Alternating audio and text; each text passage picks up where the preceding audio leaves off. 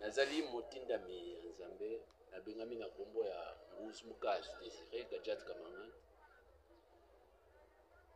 Naza Congolais na uti na Lualaba, plus justement na territoire ya Sando.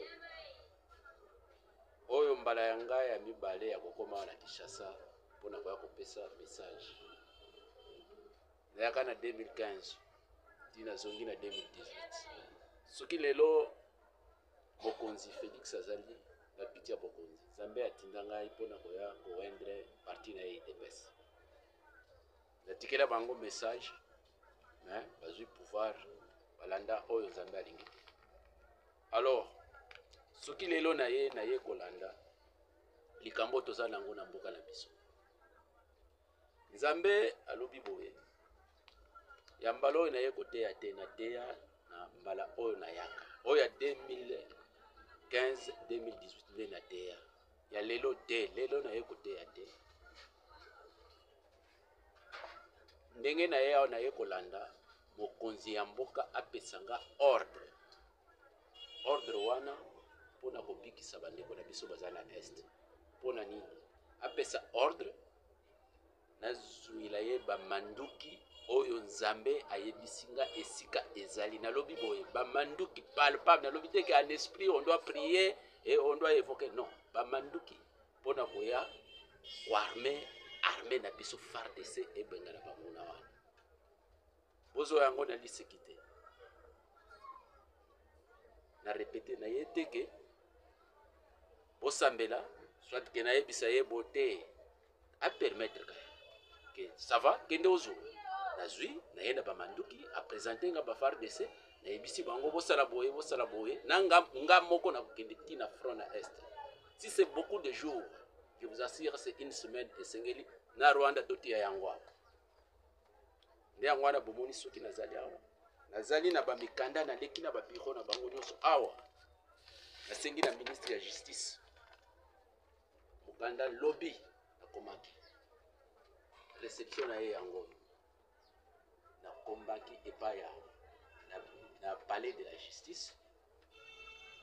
Natikaki mukanda oyo sengi audience mpona monana na ye na solo na ye na message na komi yango awa. Likambo na yebisi ye abenga ngai tosolola apesa nga bato tokita na esika toya na bamanduki topesa FARDC ekende ebimisa est na pasi oyo penza aliyebi ke aza na mawa. Nayebi ke bozomona biloko mingi na bareseaux sociaux na madoyi bozoyoka bandeko mosusu baza kuna bazokomike bino oyo aza na mawa penza. Offrande nango ezali te ke bopesanga mbongo, ngai naza na posa mbongo te. Offrande komisa message soki ozwi message oyo que ce soit na réseaux sociaux tinda yango. Soki oza na connaissance ata ya bakonzi oyebisi ke talala no message oyo nazopesa bino na numero na ngai ya telefone. Awa na Kinshasa nazali na Bibwa na Avenue Mikonga na 40.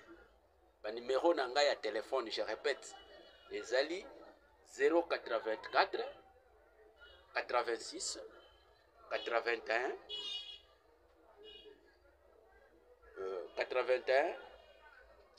259 084 86 81 259 083 53 91 532 083 53 91 532.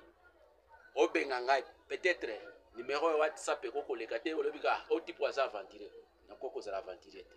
Awa nazoloba boye lobby nazokende na FARDC na bureau na bango principal na kuta général kuna na solola na ye na kokoma na bureau na bango ya renseignement na ebisa bango tomona to planifier Congolais nyonso yebake mabondeli na bino Nzambe ayoki azosunga bino.